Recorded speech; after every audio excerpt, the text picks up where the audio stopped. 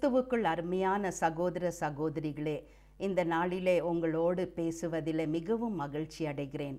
I praise and thank God for this opportunity to share God's word with you today, and we are going to look into a very special character. But before that, I want to give my greetings and regards to each of you. A very special woman in the Bible, and her name is Deborah. I'm sure you would have heard about her. And we are going to study about her in Judges chapter 4, verses 1 to 4. Deborah was a very holy woman. Also, she was a wife of Lepidoth. That's what God's word says. That means she was a family woman. அவர் ஒரு குடும்ப பெண்ணாக இருந்தார்கள், பரிசுத்தமான ஒரு பெண்ணாக இருந்தார்கள். அது மட்டும் இல்லை, தீர்க்க தரிசன ஊழியத்தில் இடைப்பட்டார்கள். She was a prophetess, and also God called her to be a judge to Israel. இஸ்ரவேல் தேசத்துக்கு ஒரு நியாயாதிபதியாக தேவன் இவர்களை எழுப்பினதாக இந்த சரித்திரத்தில் நம்ம படிக்கிறோம். தேவன் எழுப்பின இந்த பெண்களிலே இவங்க வாழ்க்கை மிகவும் ஒரு சவால்குரிய வாழ்க்கை. She lived in a time of challenging days because we read in Judges chapter 4 verses 1 to 4. நியாயாதிபதிகள் 4வது அதிகாரம் 1லிருந்து ஆங்கிலத்தில் வாசிக்கிறேன். Again the Israelites did evil in the eyes of the Lord. Now that Ehud was dead, so the Lord sold them into the hands of Jabin, king of Canaan, who reigned in Hazor. Sisera, the commander of his army, was based in Harosheth Haggayim. Because he had 900 chariots fitted with iron and had cruelly oppressed the Israelites for 20 years, they cried to the Lord for help.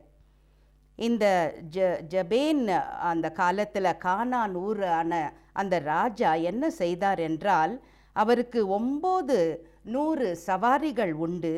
அதை வைத்து இந்த இஸ்ரவேல் ஜனங்களை மிகவும் கொடுமைப்படுத்தினதாக, அது கூட 20 ஆண்டுகள் கொடுமைப்படுத்தினதாக இந்த வசனங்களிலே பார்க்கிறோம். இதை கண்ட கேட்ட அனுபவித்த இஸ்ரவேல் ஜனங்கள் தேவனிடத்தில் முறையிடுகிறத நம்ம பார்க்குறோம். They cried to the Lord for help. அந்த காலகட்டத்தில் தான் இந்த தெபோராள் ஒரு தீர்க்கதரிசி, லெபிதோத்தின் மனைவிய தேவன் இஸ்ரவேலை நடத்த ஆவிக்குரிய ரீதியில் உலக பிரகாரமான யுத்தத்திலையும் நடத்த தேவன் எழுப்புகிறத நம்ம பார்க்குறோம். இந்த பெண்மணி ஆண்டவருக்கென்று தன்னை அர்ப்பணித்தவர்கள். She was available to God, so God could use her. அது மட்டும் இல்லை, இந்த பெண்மணி அதிகமாக டெபோராள் அந்த ஜனங்கள் மேலே அக்கறை உள்ளவளாக இருந்தாள். She had a lot of care and concern for the people of Israel, and that we see in the book of Judges, chapters 4 and 5. Deborah stands out as a uniquely gifted leader. பல கிருபைகள், தாளந்துகள் நிறைந்த ஒரு பெண்மணியாக இந்த தெபோராளை இந்த நாளிலே நம்ம பார்க்க இருக்கிறோம். She is an incredible woman with significant role. That way she participated in the victory of Israel. இஸ்ரவேல் தேசத்துக்கு பெரிதான ஒரு வெற்றியை கொண்டு வந்த இந்த பெண்மணியின் வாழ்க்கையை நம்ம பார்க்கிறோம். உங்களிலே கூட அநேகர் பெண்களும் ஆண்களும் ஆண்டவருடைய ஊழியத்தில் இல்லை சின்ன சின்ன வேலைகளிலே நீங்கள் தலைமத்துவையில் இருக்கக்கூடும். You can be a leader, and so we are going to glean from the life of Deborah and see what we can understand today. அதே நேரத்தில் வேதாகமத்தில் பலவிதமான பெண்கள் லீடர்ஷிப்லையும் அந்த ப்ராஃபட்டிஸா தீர்க்க தரிசனிகளை தேவன் எழுப்பினதை நம்ம பார்க்குறோம். முதலாவது Miriam, Micah 6:4, she led in the time of Moses.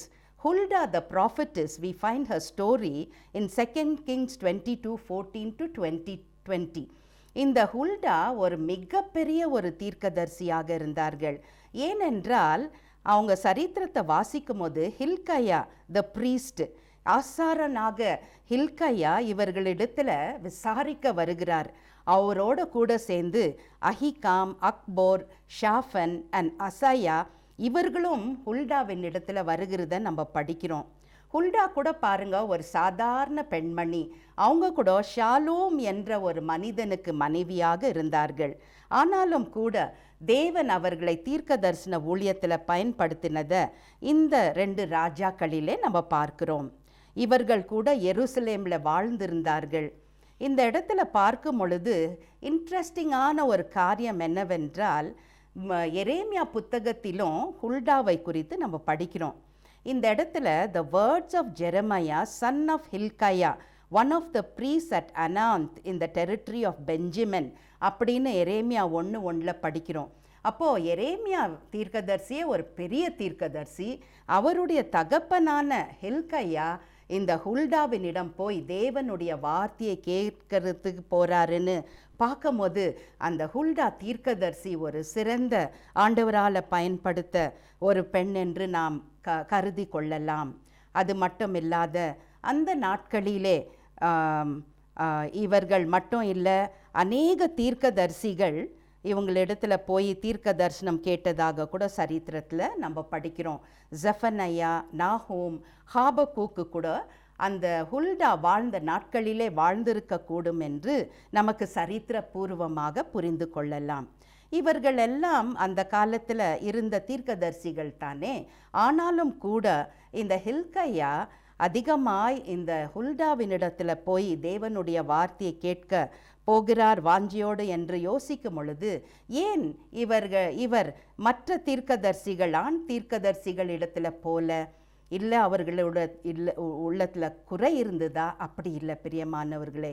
தேவன் ஒரு மனுஷியை பயன்படுத்தணும்னு யோசிக்கும் பொழுது அது தேவன் அப்படியாக தான் செய்கிறார் என்று இதில் இந்த வசனங்களிலே நம்ம பார்க்கிறோம். அது மட்டும் இல்லை, புதிய ஏற்பாடில் கூட அன்னாள் ஒரு தீர்க்கதரிசியாக இருந்தார்கள். லூக்கா 2:36 படிக்கிறோம். பிலிப்பின் குமாரத்திகள் அப்போஸ்தலர் 21:9 வாலிபமான தீர்க்கதரிசி பெண்களாக பார்க்குறோம்.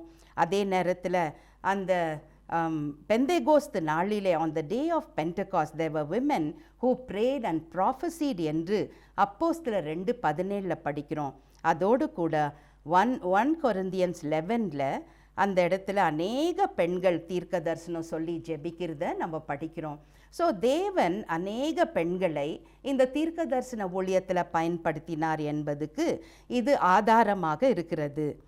அதோடு கூட தெபோராள் வாழ்க்கையை பார்க்கும் பொழுது அவர்கள் குணங்களை நம்ம படிக்கும் போது அந்த நீதிமொழிகள் 31:10-31 நீங்கள் அநேகர் அதை இருப்பீர்கள், அதை தியானித்திருப்பீர்கள். அந்த இடத்துல ஒரு வர்ச்சுவஸ் உமன், ஒரு புத்திசாலியான ஸ்திரீ, ஒரு குணசாலியான ஸ்திரீ, ஒரு கருப்புள்ள ஒரு ஸ்திரீயை குறித்து அங்கே நம்ம பார்க்குறோம். இப்படிப்பட்ட குணங்களும் இந்த தெபோராளுக்கு இருந்தது என்பதிலே சந்தேகமே இல்லை. இவைகள் எல்லாம் இருந்த போதிலும் தெபோராளுக்கு ஒரு மையமான ஒரு தீம் இல்லை, ஒரு கருத்து அவர்கள் வாழ்க்கையில் நம்ம பார்ப்பது என்னவென்றால், இஸ்ரவேலுக்கே ஒரு தாயாராக தேவன் அவரை எழுப்பினார். That was the significant role in Deborah's life. இதை நம்ம யோசிக்கும் பொழுது நமக்கு ஒன்று புரிகிறது. தேவனுடைய இருதயம் கூட தன்னுடைய ஜனங்கள் மேலே ஒரு தாய் உள்ளத்தோடு அவர் கரிசனையோடு பார்க்கிறதாக நமக்கு நன்றாக தெரியும். நம்மளுடைய பரம தகப்பன் கூட is a loving father and he desires to see his children free from oppression and slavery.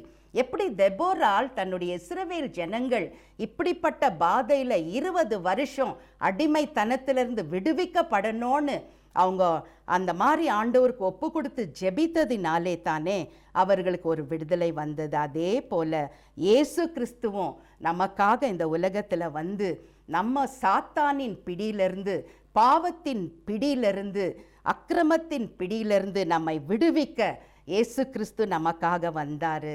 அதை ஏசாயா 53 நம்ம பாசிக்கிறோம். Surely he took upon our infirmities and carried our sorrows, yet we considered him smitten by God, smitten by him and afflicted.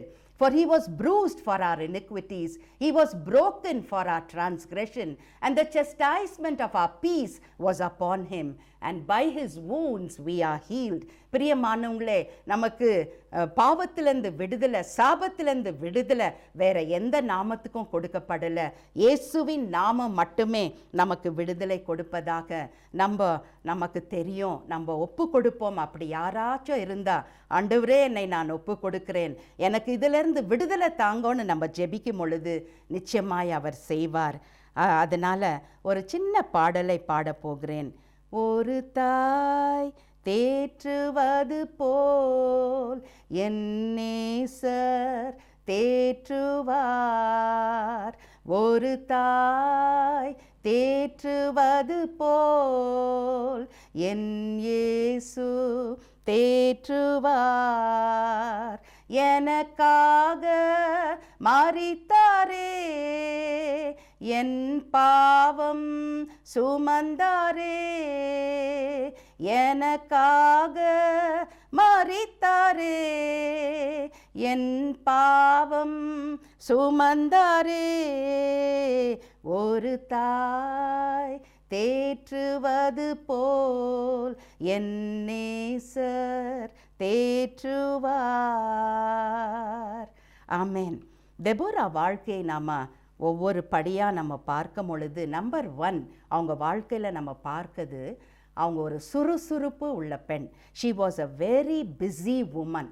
ஒரு bee மாதிரி, ஒரு தேன் கூட்டை சேர்க்கிற ஒரு தேனீயை போல இவர்களை நம்ம கருதலாம். எங்கே பார்க்குறோம் அதை குறித்து? நியாயாதிபதிகள் 4:5 வாசிக்கிறோம். இங்கிலீஷில் வாசிக்கிறேன். She held court under the palm of Deborah between Ramah and Bethel in the hill country of Ephraim, and the Israelites went up to her to have their disputes decided. அவர்கள் அந்த ஒரு மரத்து கீழே அவர்கள் உட்கார்ந்து கொண்டு நியாயம் விசாரித்தார்கள். அவங்க இஸ்ரவேல் ஜனங்கள் கொண்டு வந்த சண்டைகள், பிரச்சனைகள் எல்லாவற்றுக்கும் தேவனிடத்தில் அவர்கள் விசாரித்து அவங்களுக்கு நியாயத்தை கொடுத்தார்கள், சமாதானத்தை கொடுத்தார்கள். அவர்களுடைய சண்டைகளை அவர் தீர்த்து வைத்தார் என்று நாம் இந்த வசனத்தில் பார்க்குறோம். தெபோராள் இவர்களை பார்க்கும் பொழுது, she was a great woman of wisdom, revelation and discernment. இவர்கள் நியாயம் கொடுப்பது, வெளிப்பாடு கொடுப்பது, பகுத்தறிதல், இவைகளெல்லாம் சிறந்த ஒரு பெண்மணியாக ஆண்டவர் பயன்படுத்தினதை பார்க்குறோம். அது மட்டும் இல்லை, தீர்க்க தரிசன வார்த்தைகளோடு அநேகருக்கு நியாயம் கொடுத்தார்கள், அவர்களை சரிப்படுத்தினதாக அந்த நாட்களிலே அந்த நாளையும் அந்த நாளிகையும், கர்த்தருடைய நாளிகையும் புரிந்த ஒரு பெண்மணி. The times and the seasons of the Lord, so that she could clearly hear from the Lord, hear the voice of the Lord and give it to the people. தேவனுடைய சத்தத்தை நன்கு அவர் கேட்டு அறிந்து ஜனங்களுக்கு கொடுத்த ஒரு தாயாரை நம்ம பார்க்குறோம்.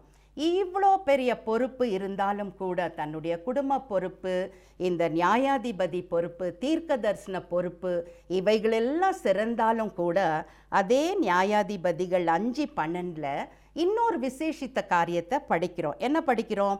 வேக் அப் டெபோரா, எழுந்திரு, wake up, break out in song, arise Barak, take captive your captive son of Abinoam என்ற வசனத்தை நம்ம வாசிக்கிறோம்.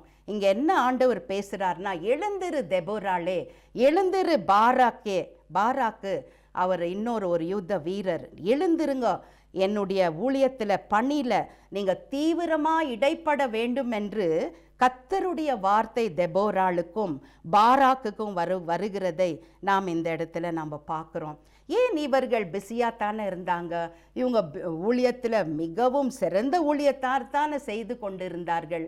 ஆனாலும் ஆண்டவர் பார்க்குறாரு, இன்னொரு படி நம்ம தெபோராளை நம்ம எழுப்பணும், இது யுத்தத்துக்கென்று இவர்களை ஆயத்தப்படுத்தணும்னு. God was bringing her to a new revelation and to a new dimension and to a new calling. இப்பொழுது ஆண்டவர் சொல்றாரு, be alert and pay attention. நல்லா கூர்ந்து கவனிக்கணும் நான் சொல்லுகிற காரியத்தை. ஏனென்றால் I will use you in an extraordinary way. ஒரு பெரிய அளவில் ஒரு அசாதாரணமான ஒரு கிரியை கொண்டு உன்னை நான் பயன்படுத்த போகிறேன் என்று தெபோராளுக்கு தேவன் அறிவிக்கிறதை நம்ம உணர்ந்து கொள்ளலாம். அதே நியாயாதிபதிகள் 5:7, Judges 5:7 நம்ம இப்படியாக வாசிக்கிறோம். The villagers in Israel would not fight, but they held back. அவர்கள் மிகவும் பின்தாங்கினவர்களாக இருந்தார்கள். 20 வருஷம் பாருங்க, கொஞ்சம் இல்லை, 20 வருஷம் அடிமைத்தனத்தில் இருக்கிறார்கள். அவர்கள் அந்த கானானியர் போட்டு நொறுக்குறாங்க. எல்லா ரீதியிலும் இவர்கள் மிகவும் வேதனைப்படுகிறார்கள். ஆனாலும் இஸ்ரவேல் ஜனங்கள் பயந்தவர்களாக, எழுந்திருக்க முடியாத, எதிரிகளோடு சண்டை போட முடியாத, அப்படியாக பின்தாங்கின நிலைமையில காணப்படும் பொழுது தெபொராள் அந்த இடத்துல ஆண்டவர் எழுப்புறத இந்த வசனங்களிலே நம்ம பார்க்குறோம். அவர்கள் தேவனுடைய சத்தத்தை தெளிவாய் கேட்டார்கள். தெளிவாய் கேட்டு அதன்படி கீழ்ப்படுகிற ஒரு பெண்மணியை நம்ம பார்க்குறோம். இரண்டாவது குறிப்பாக நம்ம என்ன பார்க்குறோன்னா, டெபோரா வாஸ் கரேஜியஸ், ஒரு தைரியசாலி பெண்ணாக நம்ம பார்க்குறோம். ஆண்டவர் அவங்கள அழைக்கும் பொழுது மிகவும் நெருக்கப்பட்ட நேரம் என்று நான் சொன்னேன். மிகவும் இஸ்ரவேலர் ஜனங்கள் ஆண்டவரை விட்டு பின் வாங்கினார்கள். அநேக விக்கிரக ஆராதனையிலும் அசுத்தமான கிரியைகளிலும், ஏனென்றால் பக்கத்து நாடுகள் பழக்க வழக்கங்களை இவர்களும் பின்பற்றி தேவனுக்கு விரோதமாய் செயல்பட்டது நிமித்தம்தான் தேவன் கர்த்தர் அவங்கள அந்த ஜாபீன் என்ற கானானிய ராஜாக்கு அவர் ஒப்பு கொடுத்து விட்டார் என்று நம்ம பார்க்கிறோம். அப்போ இந்த காலகட்டத்தில் ஆண்டவர் தைரியமான ஒரு பெண்ணை எழுப்புறத பார்க்குறோம். ஆமாம், இவங்களுக்கு எப்படி தைரியம் வந்தது? எங்கேருந்து தைரியம் வந்தது? ஏனென்றால் அவங்க மிகவும் ஜெபிக்கிற ஒரு பெண்மணி, கர்த்தருக்காக காத்திருந்து கர்த்தருடைய வார்த்தையை பெற்று டைரெக்டாக எல்லாரிடமும் she was able to speak directly. அப்படியாக எழுப்புகிற ஒரு காட்சியை பார்க்குறோம். இன்னும் பின்னால் நம்ம அதை குறித்து அதிகமாக நம்ம பார்க்க போகிறோம். கர்த்தருக்கு காத்திருப்பவர்கள் எங்கே படிக்கிறோம்? ஏசாயா 40:31 they that wait upon the Lord shall renew their strength, they shall mount up with wings as eagles, they shall run and not be weary, they shall walk and not faint என்று தேவனுடைய வசனத்தில் பார்க்குறோம். So நம்ம கர்த்தருக்காக காத்திருப்பவர்கள் ஒரு நாளும் வெட்கப்பட்டு போனதில்லை. அவருடைய முகத்தை தரிசித்தவர்கள் ஒரு நாளும் வெட்கப்பட்டு போனதில்லை. நம்ம நிறைய பேர் என்ன பண்ணுறோம்?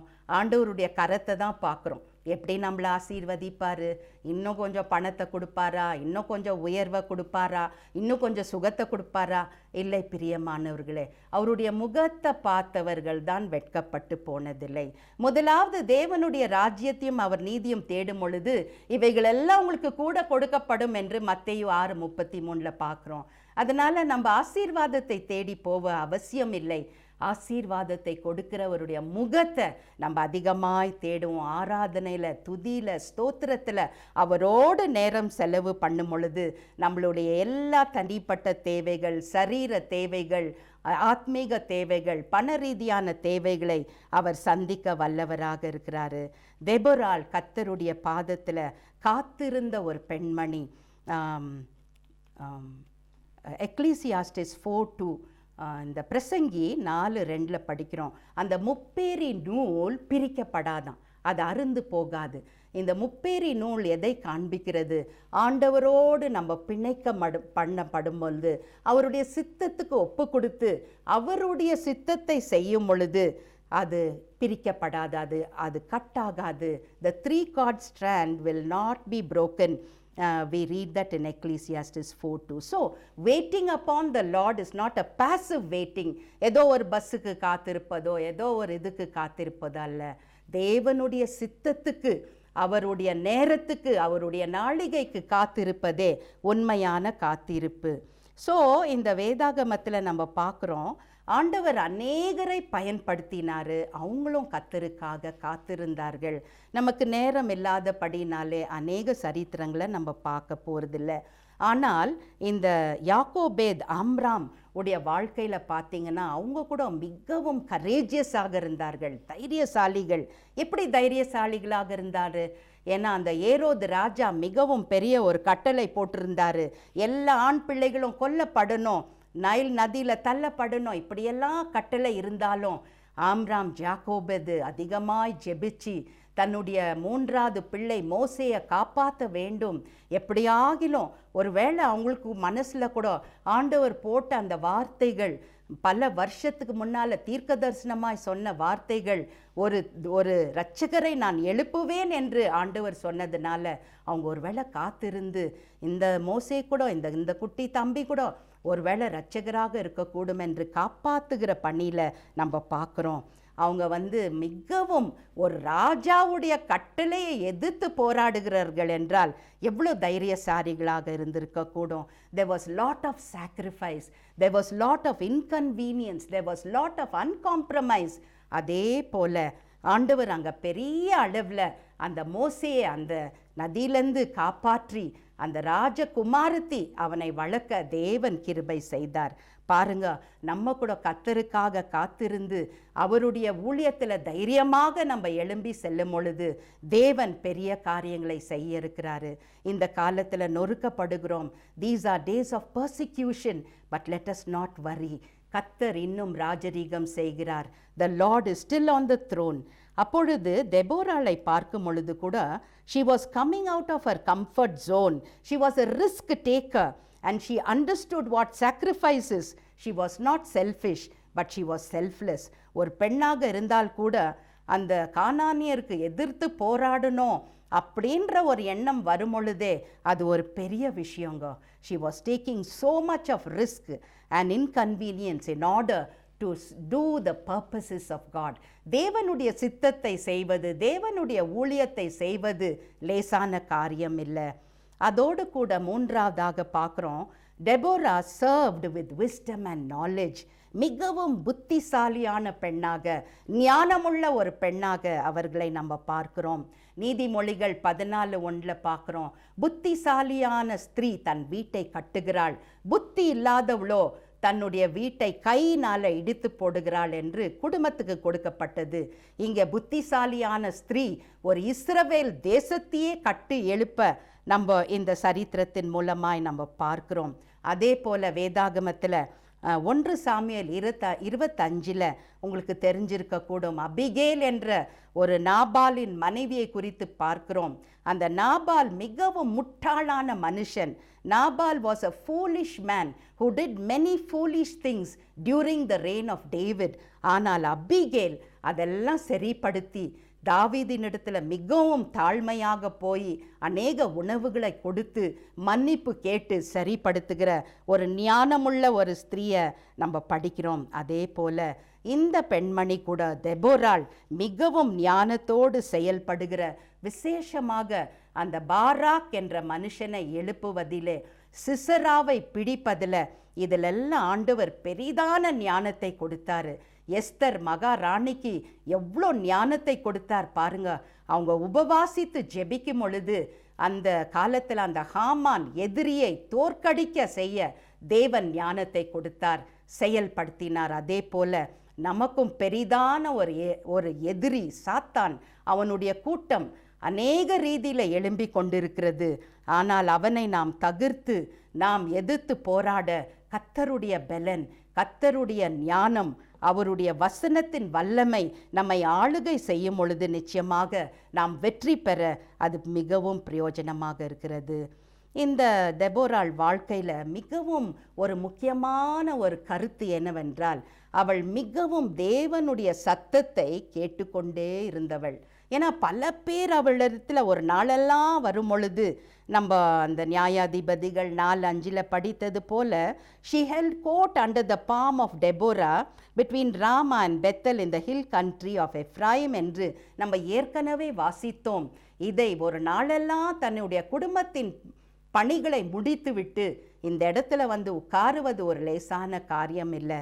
ஆனாலும் தேவன் அவர்களை ஒரு கூர்மையான செவியோட அவர்களை வைத்திருந்ததாக நமக்கு புரிந்து கொள்ளுகிறது. இயேசு சாமி கூட மத்தேயு 7:24-26 நீங்கள் வாசிச்சிங்கன்னா உங்களுக்கு தெரியும். மணல் மேல் கட்டினவன் கற்பாறையின் மேல் கட்டினவனை குறித்து இயேசு சாமி ஒரு பேரபிள், ஒரு ஊமையை சொல்லுகிறார். இதில் முக்கியமான அம்சம் என்னவென்றால், what was the main theme? Jesus was saying, the one who hears my word and obeys it, he is the one who builds his house on the rock. கர்த்தருடைய வார்த்தையை கேட்டு அதன்படி செயல்படுகிறவனே கற்பாறையின் மேல் கட்டின ஒரு வீடாக இருக்கும்.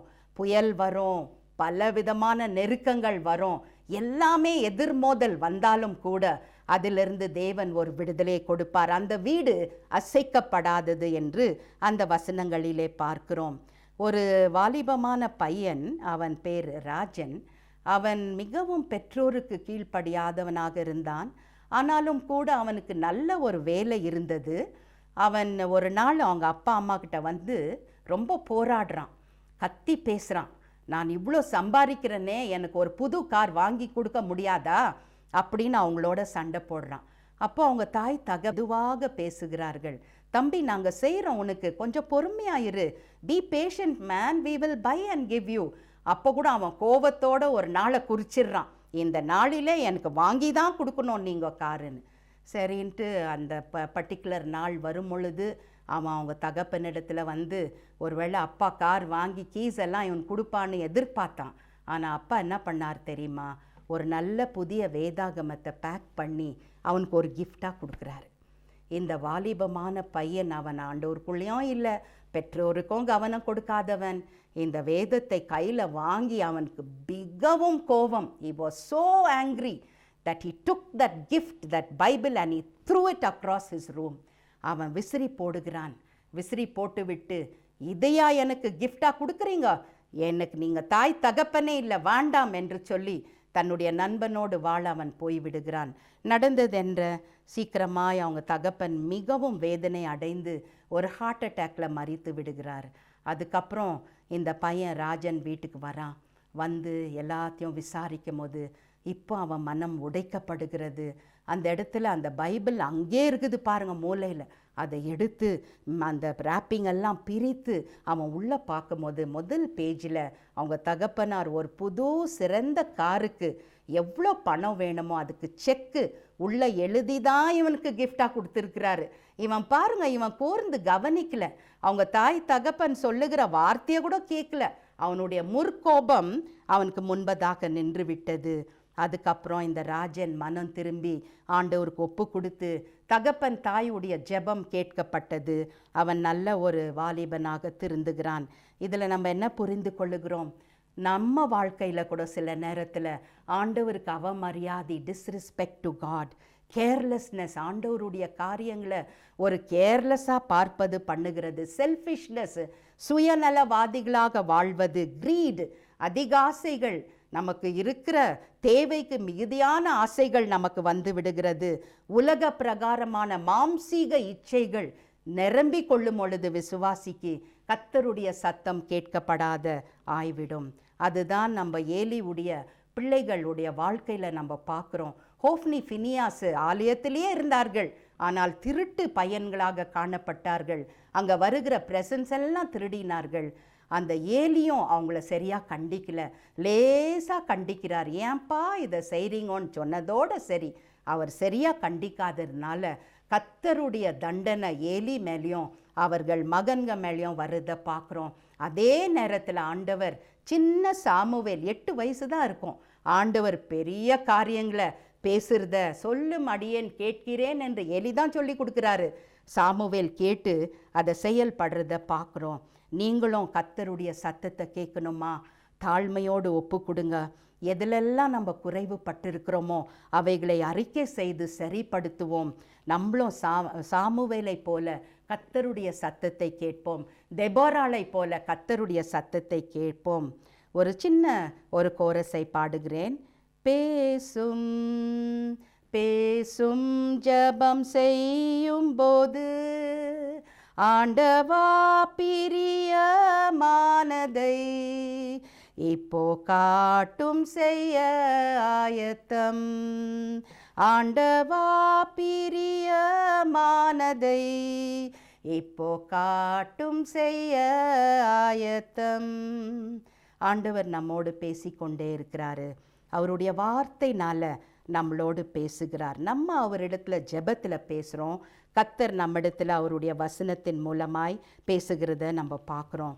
நம்ம வாழ்க்கையில் ஆண்டவருடைய சத்தத்தை கேட்டு ஞானமுள்ள பெண்களாக ஆண்களாக வாழ நம்ம முயற்சிக்குவோம். சங்கீதம் 19:7 பார்க்குறோம். கர்த்தருடைய வார்த்தையே, the law of the Lord is perfect, making wise the simple. ஞானம் இல்லாதவர்களை கூட ஞானத்தினால நிரப்புகிறது கர்த்தருடைய வார்த்தையாம். பாருங்க, சங்கீதம் 37:30, Psalm 37:30 says, the mouth of the righteous utters wisdom. கர்த்தருடைய இரத்தத்தினால கழுவப்பட்டு பரிசுத்தமாய் காக்கப்பட்டவர்களுடைய வாயிலிருந்து என்ன வருதான்?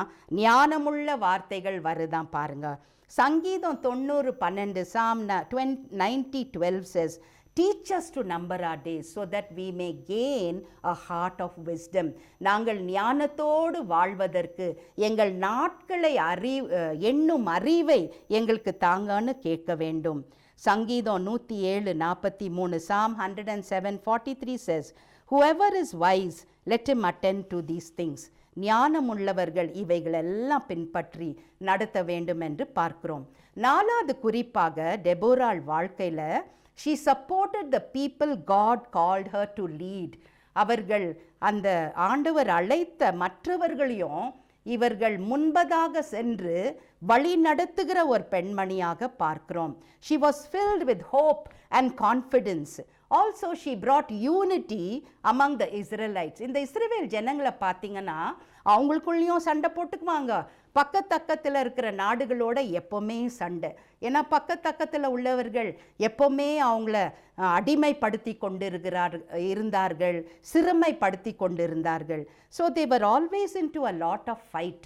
அதனால் தெபோராள் எழும்பி ஒரு யூனிட்டி, ஒரு ஒற்றுமையை கொண்டு வரதுலையும் இந்த வேத வசனத்தில் நம்ம படிக்கிறோம். What a great role she played in leading the Israelites to victory.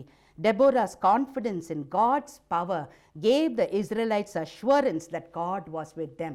இப்போ தெபோராள் எழும்பி அவங்க வாழ்க்கையில் ஒவ்வொன்றும் காண்பிக்கும் பொழுதுதான் இந்த இஸ்ரவேல் ஜனங்களுக்கு 20 வருஷம் இல்லாத ஒரு நம்பிக்கை, 20 வருஷம் இல்லாத ஒரு பொறுப்பு, ஒரு வல்லமை புறப்பட்டு வருகிறத நம்ம பார்க்குறோம்.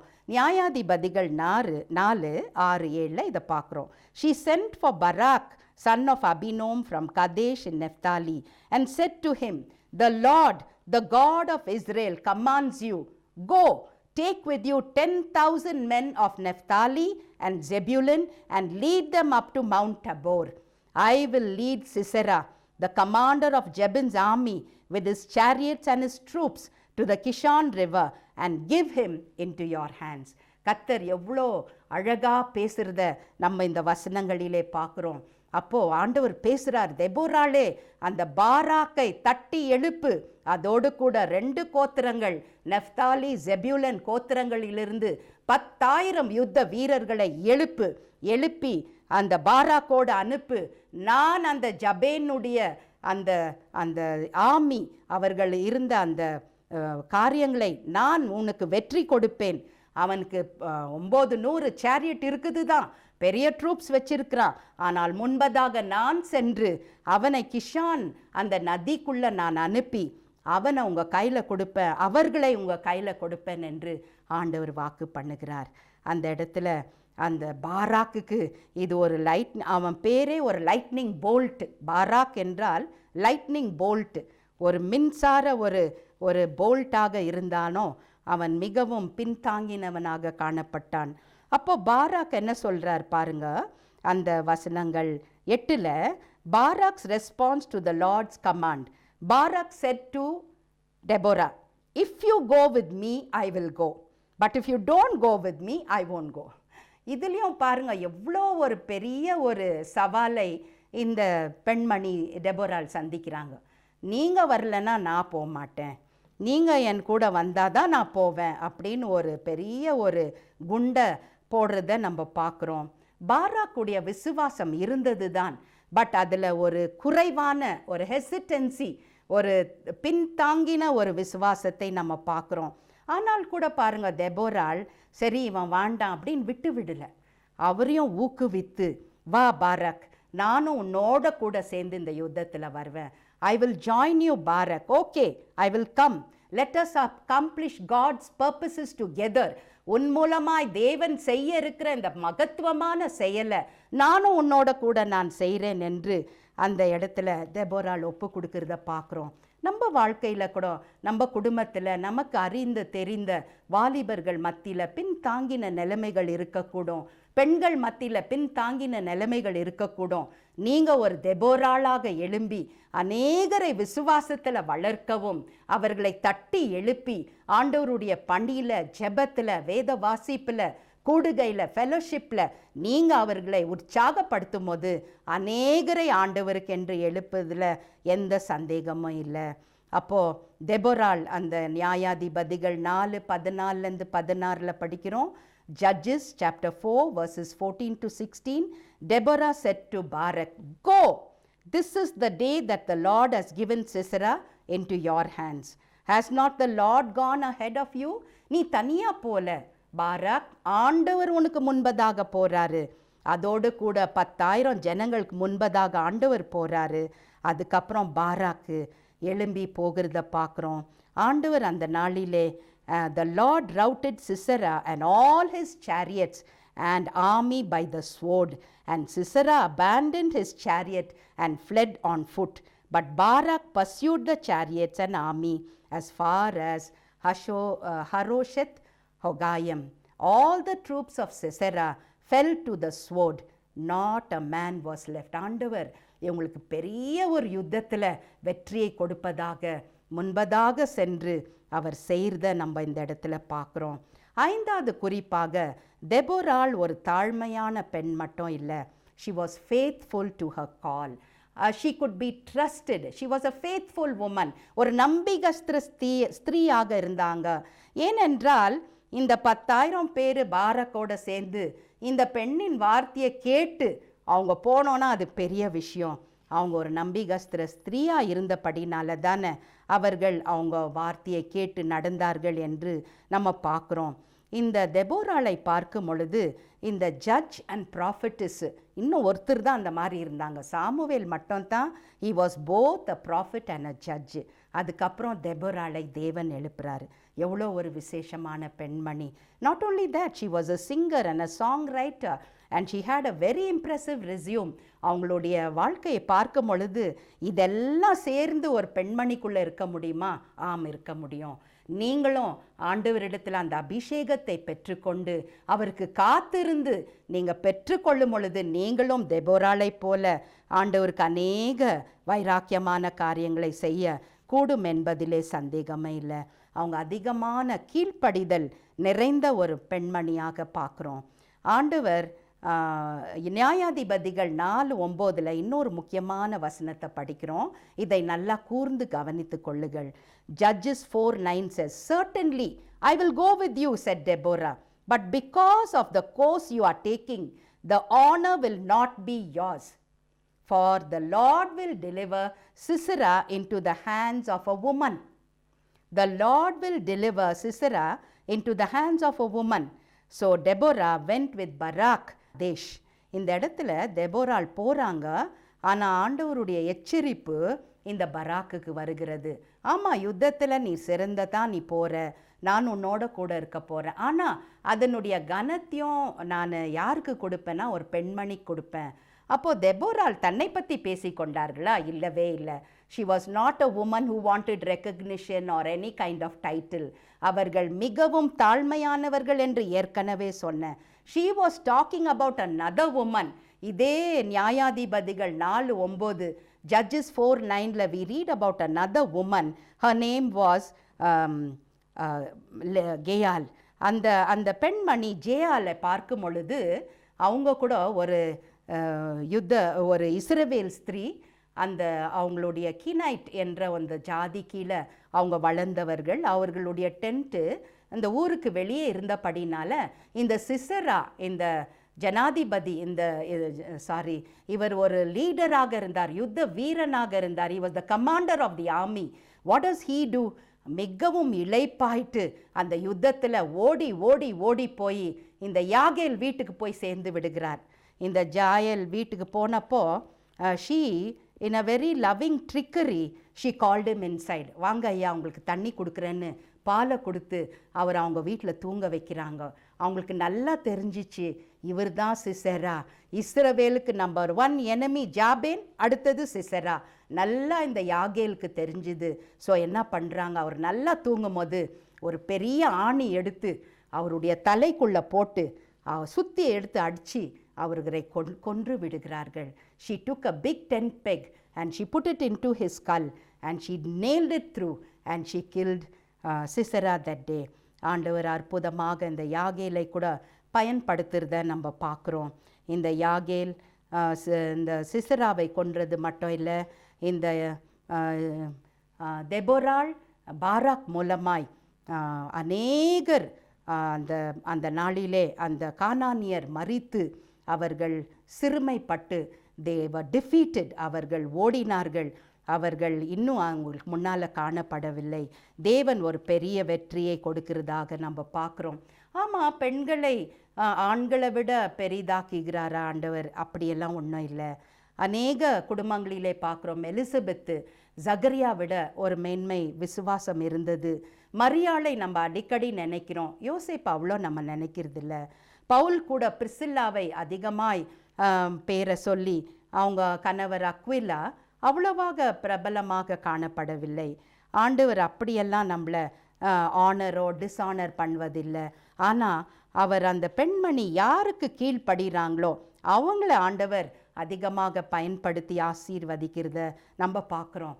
நம்ம தேசத்துலேயும் ஆண்டவர் அநேக பெண்களை, அநேக மிஷினரி பெண்களை விசேஷமாக தமிழ்நாட்டில் கொண்டு வந்து ஆசீர்வதித்து இன்னைக்கு அநேக சபைகள், அநேக ஆர்ஃபனேஜஸை கட்டி எழுப்ப பெண்களை அதிகமாக பயன்படுத்தினார். அதில் ஏமி கார்மைக்கல் என்ற ஒரு பெண்மணி வாலிப வயசில் இங்கிலாந்து தேசத்திலிருந்து இந்தியாவுக்கு வந்து அவங்க ஒரு ஃபெலோஷிப்பை கட்டி, அது மட்டும் இல்லை அநேக டெம்பிள் ப்ராஸ்டிடியூட்ஸாக போகிற பெண்களை அவர்கள் மீட்டெடுத்து அவர்கள் கொண்டு வந்து பையன்களையும் பொண்ணுங்களையும் அந்த காலத்திலிருந்து அவங்க அந்த விற்று போடுகிற பெற்றோர் இடத்திலிருந்து சில நேரத்தில் பணம் கொடுத்து கூட வாங்கினார்களாம்.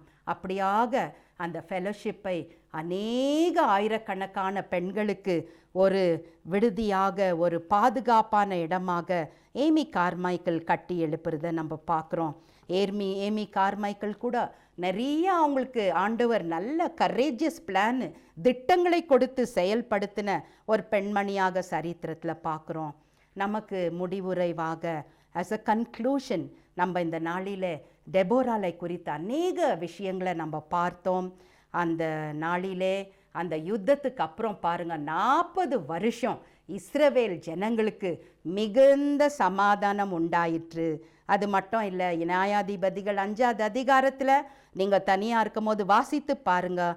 5:5 ஜட்ஜஸ் 5:5 இப்படியாக வாசிக்கிறோம். On that day Deborah and Barak son of Abinoam sang this song. இந்த பாடலை பாடினார்கள். என்ன பாட்டு?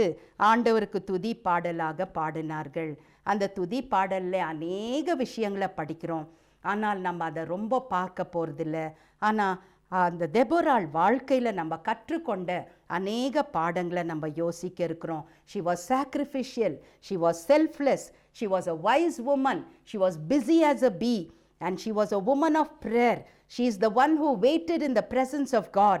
She took his word, she listened to him, she brought unity among the people of Israel, and she was the one who pushed Barak into the big war that they were able to win that day with the help of the Lord. டெபோராள் எல்லா விதத்திலையும் சிறந்த how can one woman be so full of such wise and good characters? இங்கே பார்க்கும்போது அவங்க மிகவும் தாழ்மை, மிகவும் தியாகமுள்ளவர்கள், தன்னலமற்றவர்கள், ஞானம் உள்ளவர்கள், எப்பவுமே பிஸியாக இருந்தவங்க, அதிகமாய் ஜெபத்தில் செலவழித்து ஆண்டவருடைய வார்த்தையை கூர்மையாய் கேட்டு அதை ஜனங்களுக்கு கொடுப்பது மட்டும் இல்லை, அந்த இஸ்ரவேல் ஜனங்கள் மத்தியில் ஒரு பெரிதான ஒரு யூனிட்டி, ஒரு ஒற்றுமையை கொண்டு வந்து இந்த பாராக்கும் இந்த 10,000 யுத்த வீரர்களையும் பாருங்க எழுப்பி இந்த யுத்தத்தில் பயன்படுத்துகிற ஒரு பெண்மணியாக பார்க்குறோம். எவ்வளோ சிறந்த ஒரு காரியம். அதே நியாயாதிபதிகள் 5:31 இப்படியாக சொல்கிறாங்க, those who love and obey the Lord will be renewed in their strength and shine bright like the majestic sun. ஆண்டவரை நம்பி அவருக்கு காத்திருப்பவர்கள் அந்த சூரியனை போல பிரகாசிப்பார்களாம். அதே தானியேல் 12:3 படிக்கிறோம், அநேகரை நீதிக்குள்ள நடத்துறவங்க என்றென்றைக்கும் பிரகாசிக்கிற நட்சத்திரங்களைப் போல ஆண்டவர் வைப்பாராம். ஸோ நீதிக்குள்ள நடத்துகிற பொறுப்பிலே அருமையான சகோதரி சகோதரனே நம்மை ஆண்டவர் அழைக்கிறார். கடைசி காலத்தில் வாழ்ந்து கொண்டிருக்கிறோம். நானோ என் குடும்பமோ என்னுடைய சுய காரியங்களோ அல்ல, ஆண்டவருக்காக என்ன செய்கிறோம்? எழும்பி பிரகாசிக்கிறோமா?